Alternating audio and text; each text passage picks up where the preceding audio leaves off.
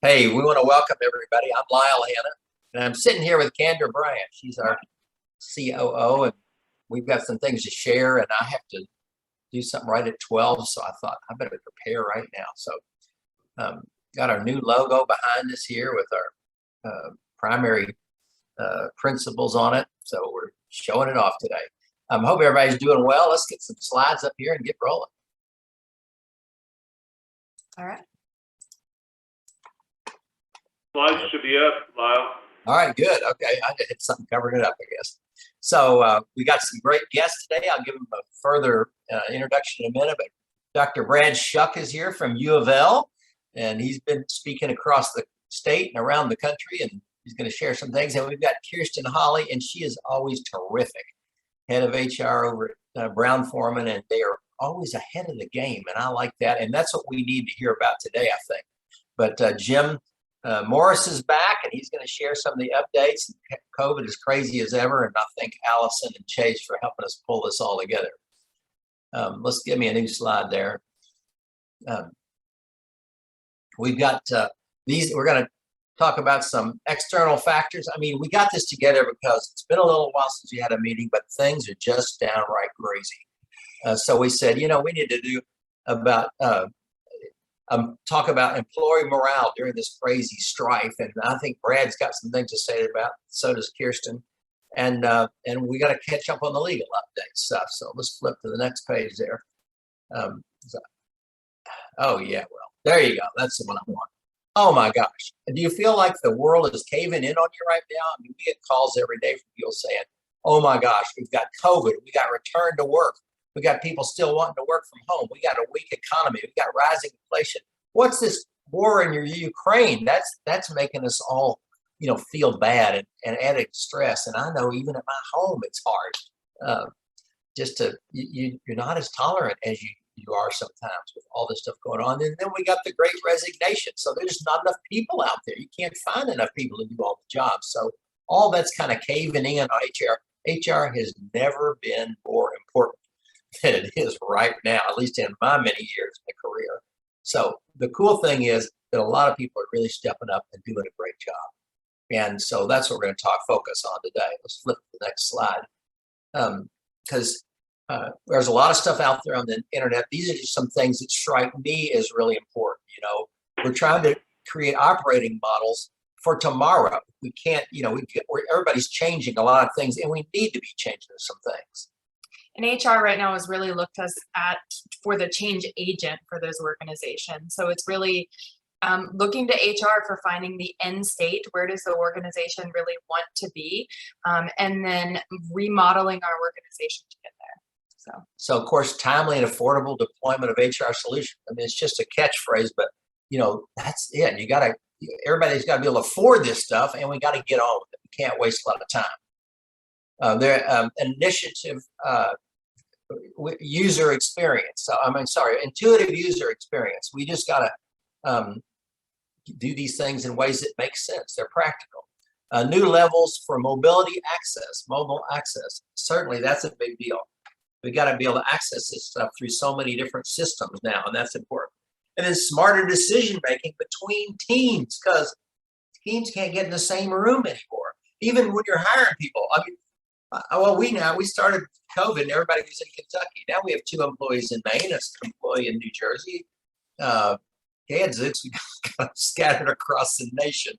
So they're on the teams, but it's just a whole new way of taking care of those teams. So being smarter with the teams. And then workforce efficiency. What about that? Yeah, it's just putting new tools in place that help meet the demands of our workforce. So making sure that we are working smarter, not harder from an HR standpoint, and really connecting people. Yeah, there's too much to do to not work smarter, that's for sure. What about that next slide? A couple more things here that just kind of get at what we're seeing out there. I love it. You know, HR has to start taking the lead. If you're not doing it in your company, get ready for it. And we'll try to give you suggestions and ideas on this call, the things that you can take to the top. But is a new mindset that maximizes the potential of human talent and enabling technology. So that's kind of, you know, people are looking, we've got to have new and better ideas. We've got to redefine the understanding that HR functions value that it's evidence-based. So we got to have a fact-based approach to things so that we look at where we are, where our organization is, where the people that we have to do things with, and create creative, fact-based solutions for things. Yeah, it's a deeper understanding of your skills and your resources for that digital environment. So how are you coming forward in this new digital era, and how are you connecting people digitally too? And, it'd be nice if we could get workforces that were tailored to this evolving business. I had to give a speech down in Paducah too. Brad and I were down there together a few weeks ago. And one of the things I disclosed was that all the new jobs now, 60 to 80% of them require education beyond high school. Not surprising, right? Well, guess what? In our economy, only 49% of the people have education beyond high school. So there's a lot of training that needs to be done. We've got to evolve things and tailor things so that we can use the people we have and continue to enhance the people we have. Yeah, we need to reskill our workforce to really meet those demands of tomorrow. And we're really looking to HR to first understand what the demands might be, and B, make sure that we have a workforce that's ready to hit that.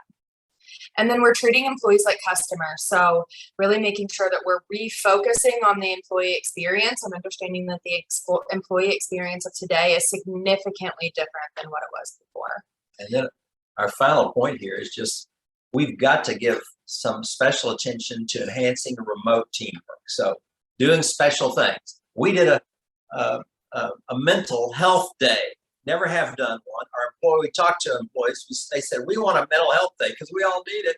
And we did it on a Wednesday, which is really weird to have the day off during the middle of the week. Now we had to talk to all our clients and work it out, make sure everything was covered. But anyway, it's just an idea. We'll share some more with you as we go. I think Brad Shuck is going to kick us off. Brad, what a terrific guy, professor in human resources and organizational development over at the College of Education and Human Resource Development at U of L. He's been a leader in the field. He's been the head of that organization in the past. And I just think, what a great guy, boy. If you can get his phone number, you are set. So, Brad, tell us what's on your mind. Lyle, are you going to give out my phone number at the end of this today? I promise I won't. Hey, everybody. It is awesome to talk with you. I get the chance to work with companies all over the country. I was in Phoenix last week and working with a group of HR leaders. And the question on their mind was, look, we know we need to focus on this. We know this is really important.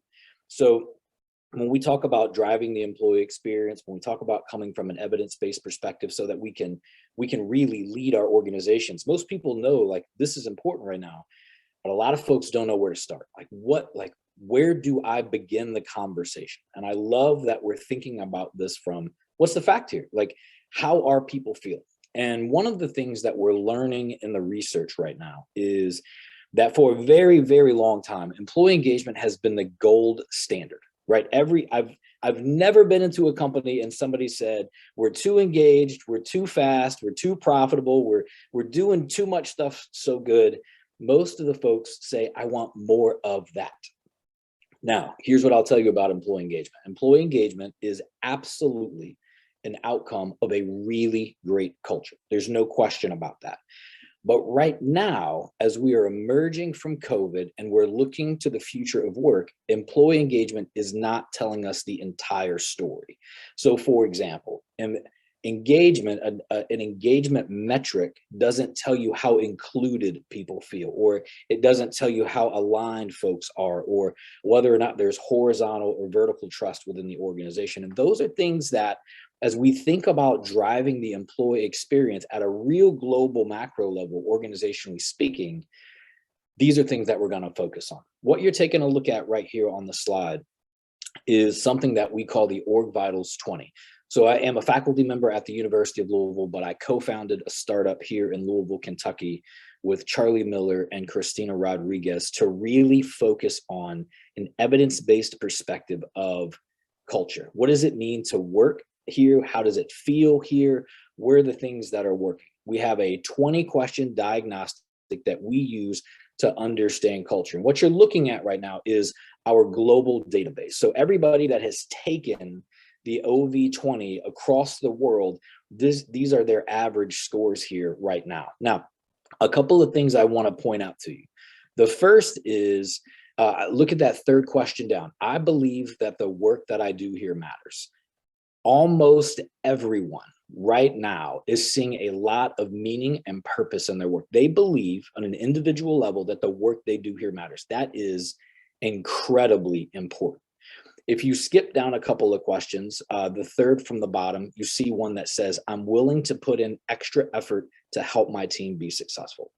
Almost everybody has said, yes, I'm willing to do that. So not only is my work here meaningful, does it matter, but also I'm willing to lean into the team. Now, I've got a couple of HR folks who raise their hands in a meeting like this and be like, look, I do not believe that question. Not everybody in my organization is willing to lean in. Engagement is a really stable construct, but it is impacted by some other things. And let me point some of those things out to you. Look at right here in the middle. I never get so stressed at work that it causes me to feel anxious. Right now, people are telling us that when they start thinking about work on Sunday night, they get anxious. They get really stressed. If we look above that, key processes are standardized, simplified, and automated where possible. A lot of people are telling us that some of the processes that we've been using for the past 2 decades are really outdated. Listen, when Lyle is talking about moving into remote work and thinking about remote teamwork, this is what they're talking about here. Look over to the right-hand side to the question, I maintain a healthy balance between my work and personal life. My schedule allows me to do my best work. These are concerning answers here. And where we're seeing this play itself out is this very top question. I'm inspired when I think about the vision of this organization. Listen, people who are inspired are working at a different level. They are connected to the organization. They understand how their work impacts the day-to-day operations, but also how it drives performance on a macro level. And they're certainly connected to a team. Most of the time, when people say I'm inspired, they're thinking about not transaction, but transformation, not ordinary, but extraordinary. The questions on this OV20 here will give organizations that we work with a unique insight into what is the heartbeat and the pulse of the organization at the time, and where are your areas of opportunity, but also what are your areas of strength. And I think that that is particularly important. One other thing I want to mention before we move forward here is that over the last 2 years, really, we've tried to understand this idea of work stress. So we can see that stress and engagement are living in the same place at the same time, right? So I get stressed at work. This causes me to feel anxious. And also, I'm willing to lean in to help my team be successful. These two things are living in the same place. That is going to be a problem because one of those two things is going to win out. Either people are going to begin to lean in, or they're going to begin to lean out. And once they begin to lean out, they are now looking for other opportunities that are around them. Many, many times, and the Hanna Resource Group can check me on this. Many, many times, this is not a compensation issue. Listen, I've taken a really hard line stance on this. If you don't pay people enough money to take money off the table as the issue, it is the only issue you have. Once you've satisfied that, culture is your differentiator. It is the differentiator that you have. A couple more dollars here and there won't drive morale. Here's what drives morale. This is what people are telling us. A sense of belonging at work. I belong here. Now, this is particularly important when we talk about diversity, equity, and inclusion, that people are at the table. They believe they can raise their hands in meetings. They believe that their voice matters within the overall sense of the organization. That sense of belonging is really important. Now, many of us are thinking about programs, right? Like, well, I need to put in some programs to help drive belonging. Maybe you need to do that. But many times these things live in the small moments. It's how we interact with each other on a day-to-day basis. And it's the messages that employees get from leadership about how they belong to the overall organization. And the second piece of this is purpose in work. To the degree that leaders can point to a direct line of sight to purpose. Here is why your work is important, or you're not only doing really great work, but you're doing it really well. And I want you to know that I see you and I hear you, and we really value you being here at this organization. I know maybe 3 years ago, we could say, look, that stuff is soft and fuzzy, and I don't really need to be doing those kinds of things. And here's what I'm going to tell you. The people that get this right will differentiate themselves from their competition. They will retain talent at absolute magnetic levels, and they will outperform their competition. The research would suggest 3 to 1. 3 to 1. Not only will they have the talent pool they need, but they'll be more profitable and higher performing. If you need help with culture, if you do not know where to start, let us know. Call us at Org Vitals, call us at the Hanna Resource Group. Let us know so we can help get you started on a path so that you can begin answering these questions and getting a sense of what's happening within my organization. Well, with that, I'll turn it back over to you. Thank you very much. Got us off to a great start. And look who's next. Oh my gosh. If you don't know Kirsten Hawley, you're in for a treat. Senior Vice President, Chief People Officer, Places, Communications, Oh yeah, I said all that wrong, didn't I? Chief People, Places, and Communications Officer at Brown-Forman. You'd think I'd been nipping on a little of that Woodford Reserve or something. Kirsten, we're so glad to have you with us today. It's always a pleasure to hear from you. And it seems like your organization is always a step ahead, and I appreciate that. So what can you share with us today that you all might be doing, or what's going on at your place that people could learn from and follow? Sure. Well, Lyle, I'm going to tell everybody listening that you and I had a very honest text exchange last week when you sent me an invitation to come talk about, hey, how are you and your team keeping your head above water? And will you come, be part of this group? And just so you all know, and to manage everyone's expectations, I initially said no. No way. Because, I was worried that if Lyle invited me, there would be a presumption that somehow at Brown-Forman we had figured it all out. And I will tell you that we haven't. And we are right in the thick of it with all companies. And honestly, it has been a difficult time keeping my own head above water. I know my team has struggled, and it is even, bigger and broader than just the HR communications and workspaces team. And I have been reflecting on whether or not this is the best time to be in HR or the worst time to be in HR. And because I do count, I do think it's really important that leaders show up optimistic. I have tended to say, no, it is really the best time to be in HR. But I will tell you, some days I have needed some convincing about that, because I really do think what we have been experiencing and leading through and helping our companies navigate, it is unprecedented and it is hard. It is hard. And so I don't know that I have great advice other than to acknowledge that if you are feeling the struggle, I am too, even in the role that I'm in at Brown-Forman. And I've been reflecting on the pandemic in terms of 2020, 2021, and going into 2022. And I really do believe that this last year was harder even than the first pandemic year that we were facing. And I think that so much of this is because so many people that we love and care about and support, they are managing trauma. And even if the last 2 years haven't been bad, they haven't been good. And it has required all of us in HR to rapidly learn new skills to help support our organizations through what for many people I think has been a traumatic experience. I do think, though, that things feel like they're starting to improve.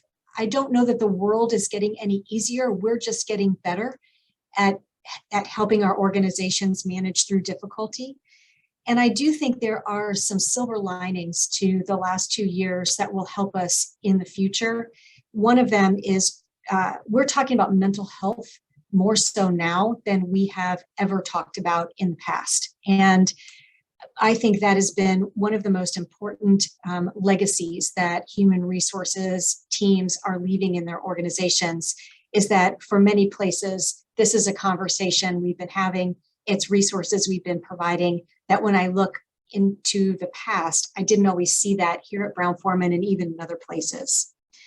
I would love for this group to participate in the survey that Brad just talked about, because I'm curious, how is HR itself as a function similar to or different from the rest of the world, that the data that Brad just shared with us? Because I do worry about how we're doing as a profession. And I do think burnout is real. And I think it is especially real when combined with compassion fatigue.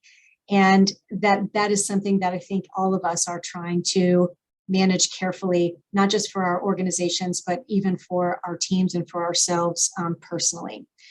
I am curious. I've got the chat box open, and I would like to just get a general sense from how this group is doing, if we look at ourselves as a sample size. If you all wouldn't mind putting in the chat, to the extent that you're comfortable, on a scale of 1 to 3, if you were to ask yourself and reveal how you're doing today, 3 being you're living your best life and 1 being you're barely getting through the day, how y'all doing? I'm curious just to see where we are.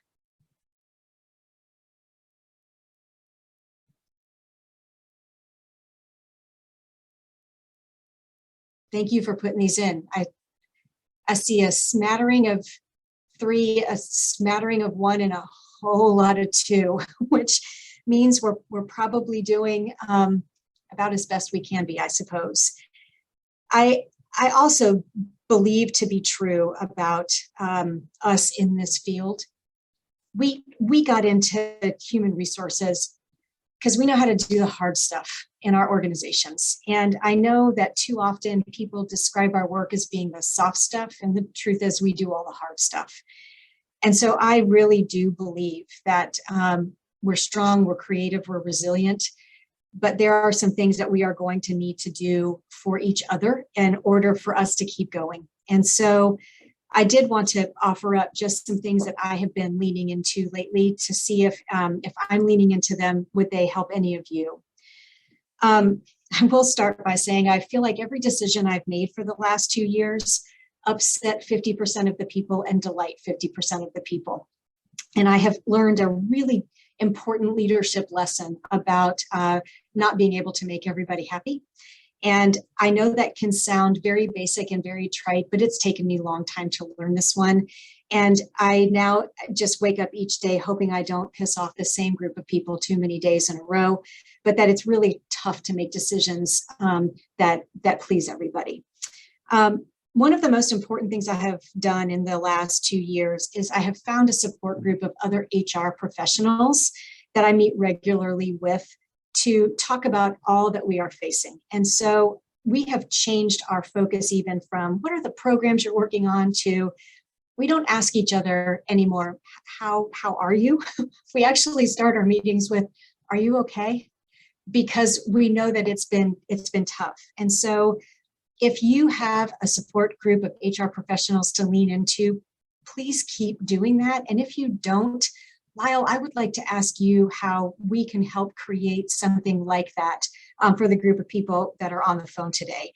I really do believe we are each other's best places to vent and safest places to land, and would hope that we could continue to use each other, because sometimes it's just knowing you're not alone, even if it's not necessarily showing up with a different solution.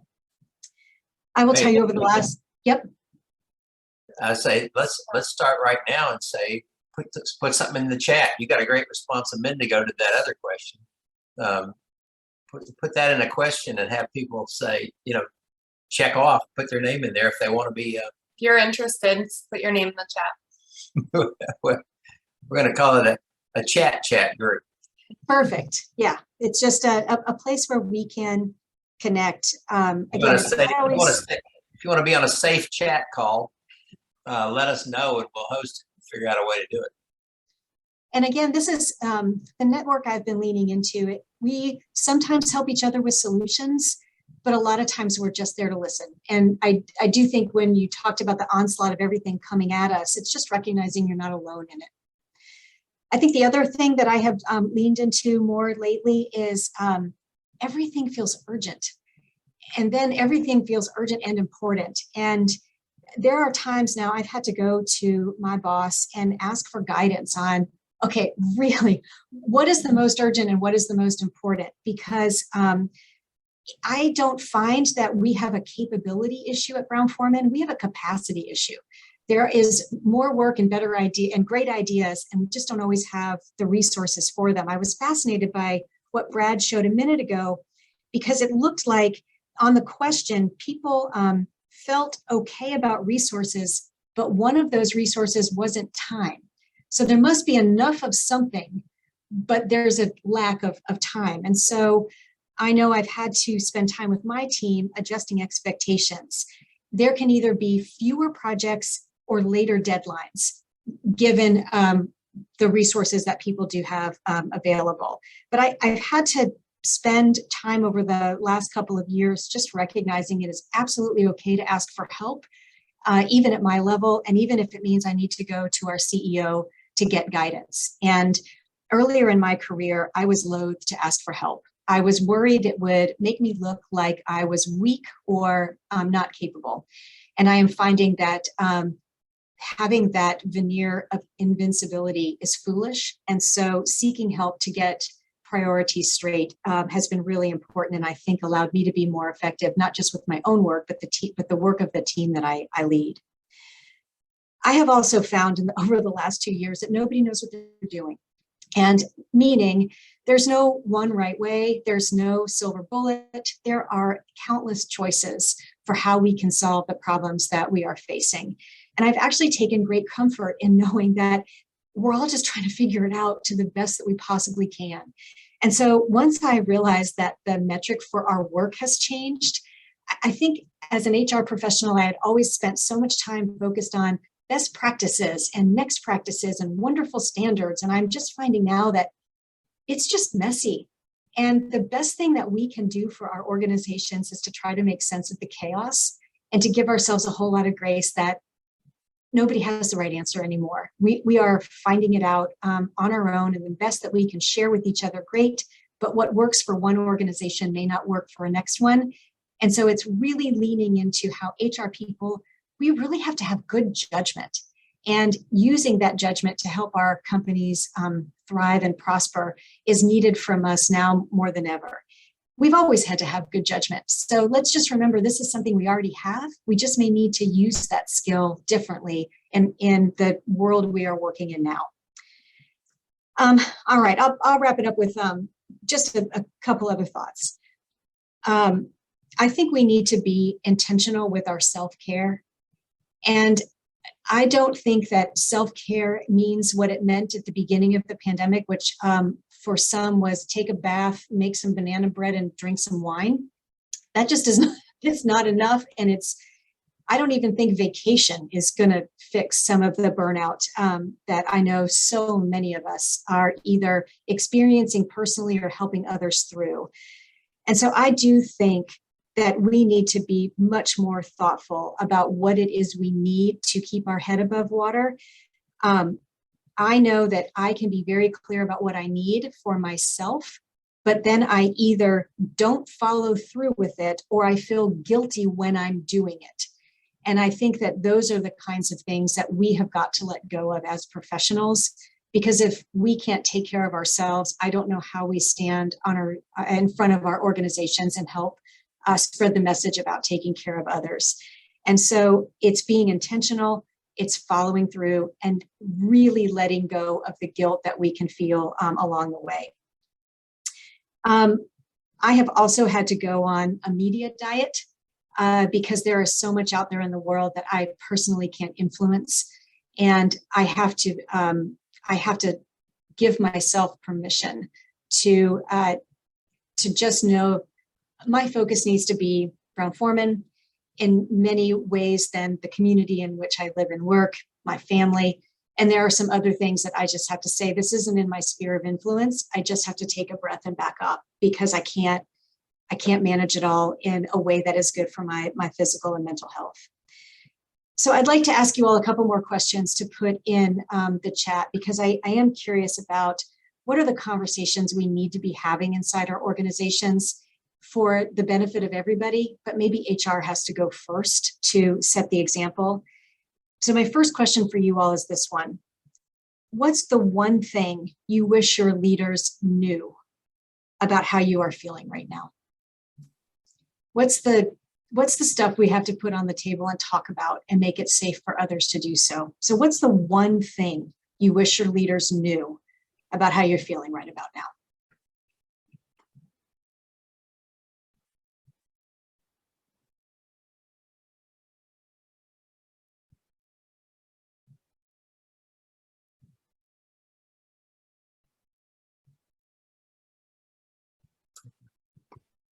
And Kirsten, we like this idea, these questions. So we've got somebody on our team that's going to summarize this stuff over the next week and get it out to everybody. Great. So give people just another minute or so to weigh in.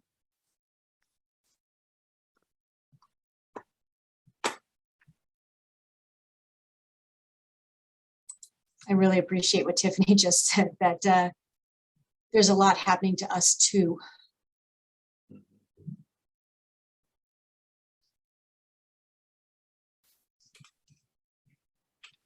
Thank you all for putting these in there. They're very insightful. Yeah, this is great stuff. And so my last question,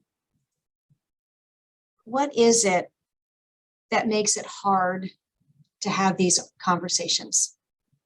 Even if we know we should, there's always stuff that gets in the way of having a tough conversation. So what makes it hard?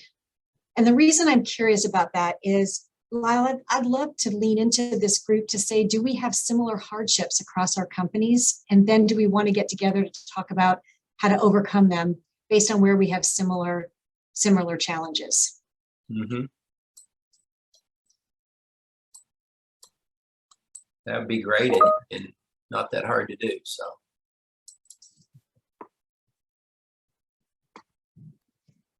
Well, as people continue to put this in the chat, thank you. I'm glad somebody on your team, Lyle, can summarize this for us. And I just want to thank the folks who have called in to listen to this today. I know how much you have on your plates. I know how much you care about this profession to make time for what you are experiencing today as this collective group, and really just to say thank you. I know that there are times in our work where words of appreciation and words of gratitude are not said often enough. And so even if you don't hear it in your own organization today, tomorrow, next week, or next month, I just want to make sure you hear it from another person who is a kindred spirit in this effort. I know how hard all of you are working. If you look anything like the organization I lead here at Brown-Forman, I know it's hard. I know your organizations are lucky to have you. I know that this profession is lucky to have you because there are other choices you could make about how you want to spend your life and your time. Thank you for choosing this, and thank you for what you're doing to make this profession matter in all of the organizations we represent. Lyle, I'll turn it back over to you. Thank you, Kirsten. You know what? You are just what the doctor ordered. That was fantastic. I really, really appreciate it. I know that other folks on the line do too. It'll be fun to summarize this stuff, and maybe we can come up with some other ways to be more, direct help to everybody out here that's fighting so many of the same battles. We're going to move on to Jim Morris.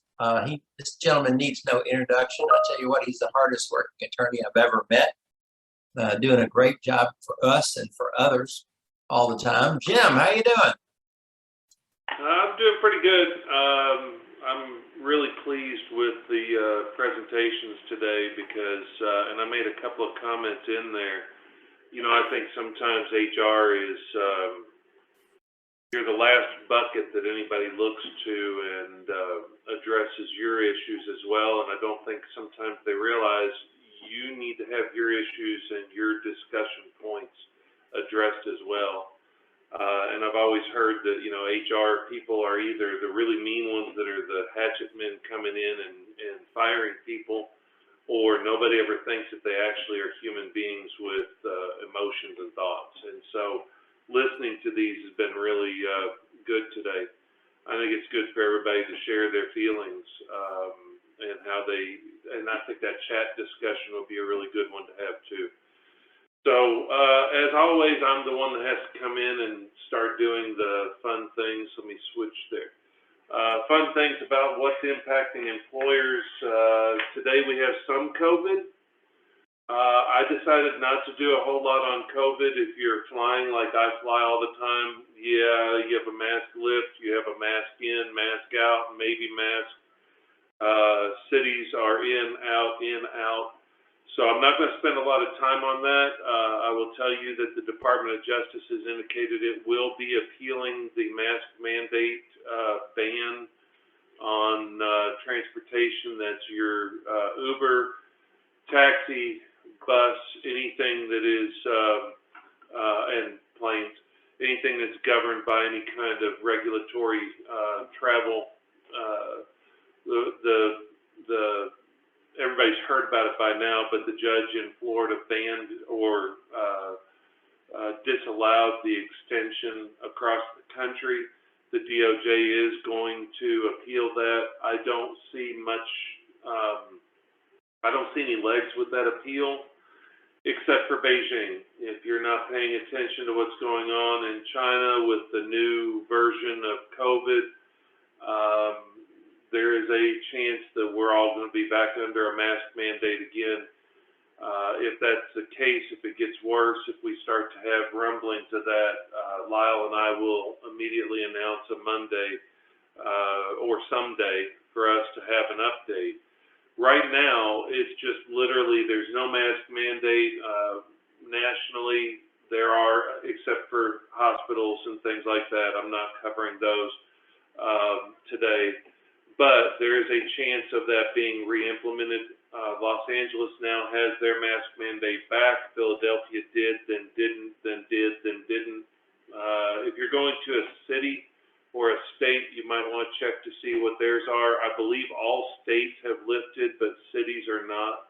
So check before you go. Make sure that you know what's going on. And if you're getting into an Uber, make sure what your Uber driver wants, because I think they now have a toggle ability for I want masks, I don't want masks. So just follow that up. So here we go. I'm going to cover the things that are both state-based and federal that are impacting you. First, Kentucky. I went down through about 500 bills that were adopted in Kentucky. Yes, there are a few that might have impacted you. If I'm not covering those, we can get back to those. If you have a question about it, post it. I read them all this morning, so yes, I've been busy trying to make sure I get all of these on here. There are a few that are important for business specific across the board, so I'm covering those. The Joint Resolution 150 is basically stripping the governor of his authority with his declaration of emergency. He vetoed, it was overridden, but this basically says all orders pertaining to the COVID-19 declaration in 2020 are done as of March 7th. The second one, and so if you have a question about that, basically it just means all of the executive orders we had about masks, about closure of businesses, space requirements, plexiglass, everything that we've talked about are done in the state of Kentucky. Second one was House Bill 144. This one, the only reason why it's important for businesses is suspended wage base increases for both, that's just at 2021 to 2022. Quick finger on me typing. So basically what that means is you're not going to have an increase in your wage base for unemployment based upon the pandemic, firings, unemployment, the required shutdowns, and so on. So just keep in mind your increases for any of your SUTA rates and so on won't be impacted by the COVID shutdowns. House Bill 594. This addresses the administrative regulations in the future in the event of an emergency. not spending a lot of time on it, but it does provide for oversight by the General Assembly. If you'll recall, I pointed out basically the last time when this got issued by the governor, the problem that everybody had, you know, the General Assembly kept saying, we need to be called into session, and this isn't what we intended, and you can't do all these things. And the Supreme Court, as I predicted, came down and said, hey, you gave him the authority. If you give him the authority to be the king, he can be the king during emergencies, and that's what you did. Well, they changed it and said, well, we're going to have some oversight now, and so the next administrative regulation will have some protections built in for the General Assembly. This fourth one down here is one I wanted to point out because I represent a lot of temporary staffing companies, PEOs across the country, and PEO just got recognized in the state of Kentucky. For those that didn't know, up until I think it was March 29th, it was illegal to have a PEO in the state of Kentucky. You had to use temporary service contracts that were different, but you couldn't provide temporary payroll services and some of those other activities until now. So if you're interested in that, if it's something that impacts you, if you're one of my clients that's on here that's temporary staffing, this is a new thing for Kentucky. It brings it kind of into compliance with the rest of the country. This is the big one. So unemployment, and I'm not going to have time to go through it all because they literally, here, I'll put it on the screen so you can see it because this one was we're not going to read it, but if you really are interested in 38 pages of changes, underlined, bold, italics is new, strike-throughs are old.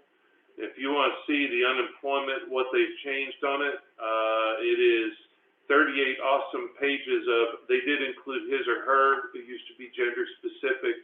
A lot of our changes this time around, we're adding his or her to each one of the statutes.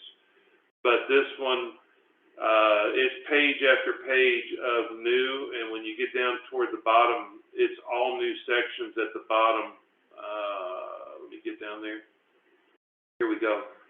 All new sections, the way that calculates unemployment benefits, how long you can receive unemployment benefits, everything has changed. If you haven't heard about this or you haven't looked at it, you probably need to because all of this is brand new language, all new sections for unemployment insurance. I'll give you the highlights. Let me take that off the screen.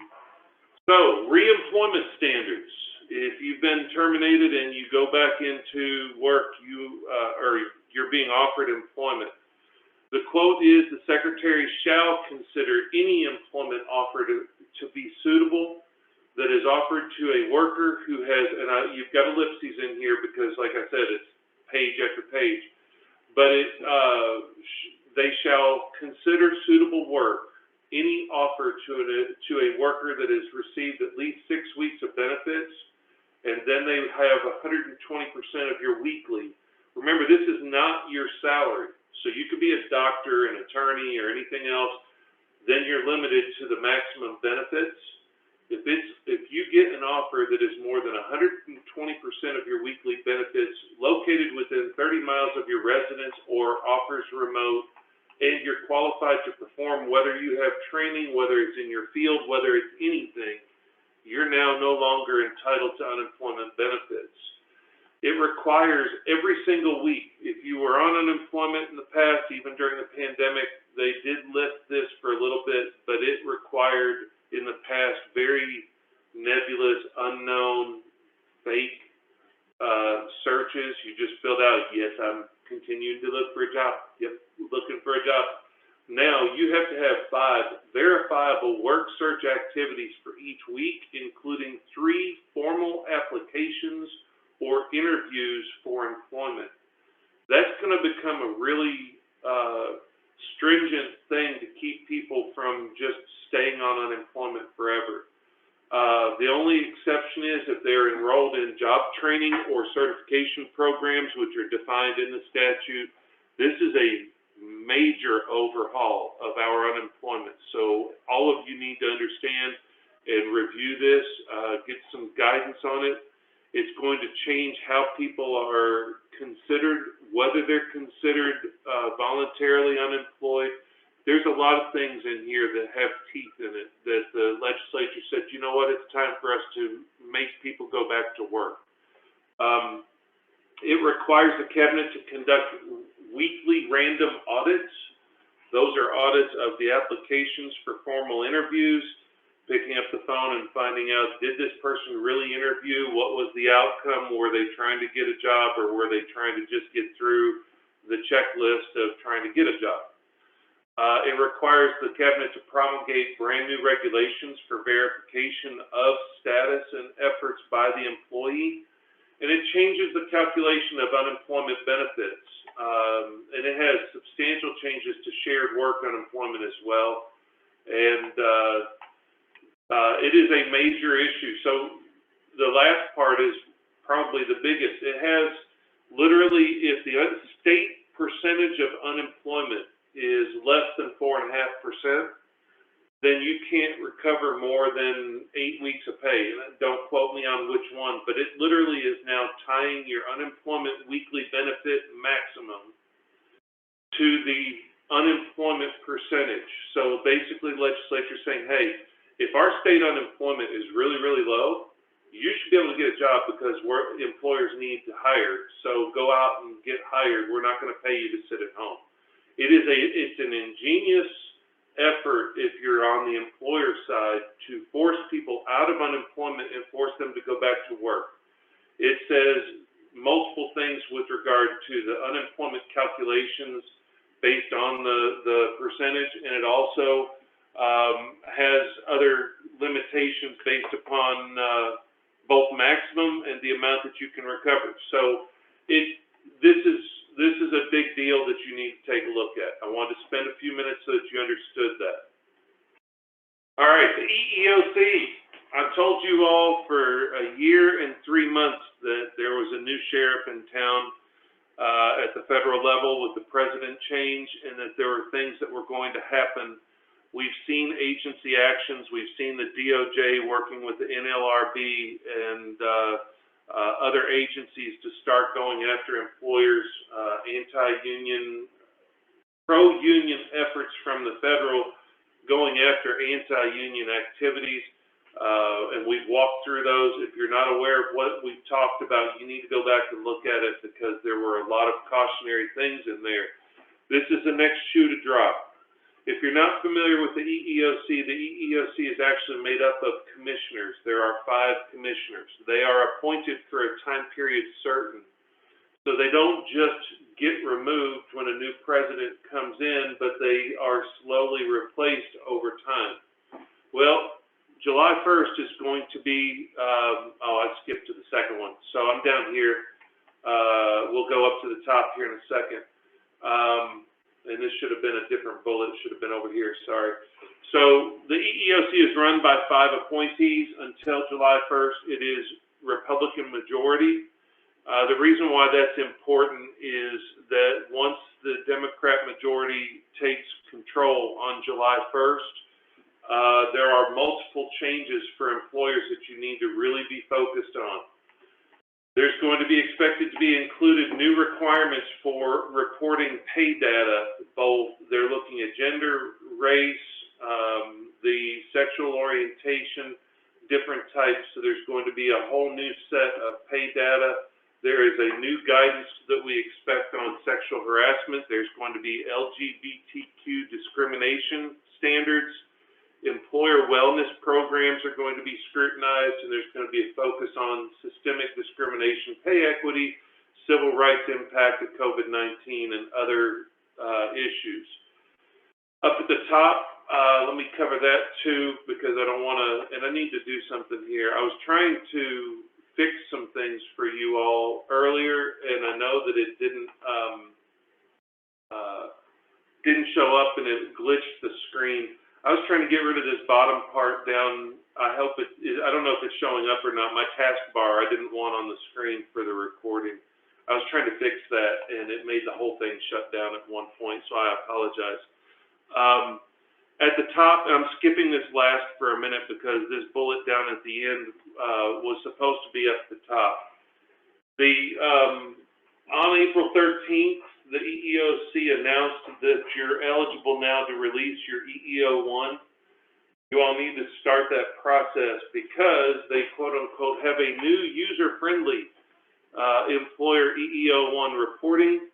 I want to put that on the screen so that you all can get this. So if you go to this is your new EEO-1. I put it in the chat.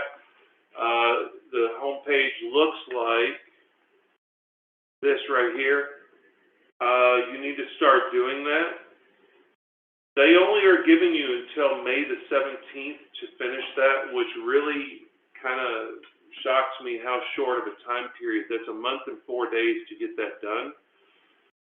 They strongly encourage eligible filers to begin the filing process as soon as possible. The reason for that is it, quote, is improving the filing process by making it more user-friendly and streamlining functions. That is, if you've done anything with the federal government with some of these portals, I've had to do a lot of EEOC filings and other things.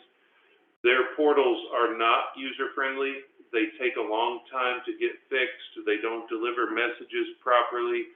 So if they're telling you to get started early because of their new user-friendly activities, that's usually a sign you need to be careful and start doing it now because it may end up with some problems. The last one at the bottom is meant to be up at the top. Non-binary employee data is going to be on the forms soon. I did not see it. I didn't go all the way through everything they had on April 13th, but the rumor was that this was going to have the EEO-1 have non-binary. I have always had a question about that because if you're not supposed to inquire of people as to their gender identification, their sexual orientation, or even their gender itself, then I don't know how you're supposed to be reporting that. And I've had discussions with major companies about some of those things in the past because it creates serious questions and concerns. So, but be aware of that and start paying attention because that's going to be on the future ones coming in. EEOC announced Caregiver Bias. Just in case you didn't know, Caregiver by itself is not an item of discrimination. Not a protected classification. However, it falls under so many different types, FMLA, ADA, pregnancy discrimination, and other types that it is somewhat of a different standard. So they came out with, on March 14th with new EEOC updates for caregiver. A lot of this was common sense. But I'm putting it in because you have a new sheriff in town starting July 1st. You really need to be mindful of all these things. You cannot treat people differently based upon caregiver responsibilities. In the context of COVID, they've talked about that as well in this announcement. If you want to read it for yourself, if you're not familiar with how to get those, I'm putting it into the chat box as well. This is your new EEOC guidance for the COVID-19 pandemic and caregiver. You can't treat employees differently because they need to have physical distancing, changing schedules, teleworking, or taking other actions to avoid being exposed. That includes both disability and pregnancy. You also can't treat people less favorably because they're providing care to a disabled family member. It goes down through a whole bunch of things that honestly are standard, but I put them on here. Same-sex spouse determinations, you can't question them about it any differently than you would for a traditional family. You must provide accommodations to all employees, regardless of the type of employee that they are, their gender, sexual orientation, national origin, any type of protected classification must be treated the same. They felt the need to list this, treating people differently on the basis of race, national origin, intersectionality of gender identity, gender orientation, etc.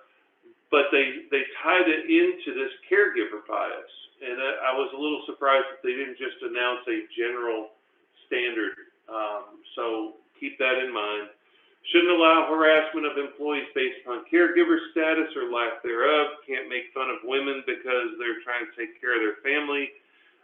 Can't pick on women and say that they shouldn't travel because they have a family at home, anything along those lines. It's reiterating what was in there, but it's been since 2007 that we had a caregiver bias update. So they've changed, or they've added this. They also had the last two on here, insulting an Asian employee because COVID started there, and asking intrusive questions or making offensive comments about gay or lesbian employee sexual orientation. So those are the EEOC caregiver. There's a few legal tidbits. If you are part of the Office of Federal Contract Compliance Programs, the OFCCP, the 4 pillars, which were certainty, efficiency, recognition, and transparency, they're gone, destroyed, no longer there, not standing. It is completely different. When I say a new sheriff in town, this is what I was meaning. Whoops, sorry. Literally, whoops, too far back. Literally the new policies for handling compliance reviews. It rejects automatic extensions. It removes advance notice of them showing up to do an investigation. They will no longer be sharing information, investigations, or findings. My key notice to you is be prepared for more thorough compliance and also zero transparency. Basically, they can ask you for information, they can demand that information, and they don't have to give you a reason why.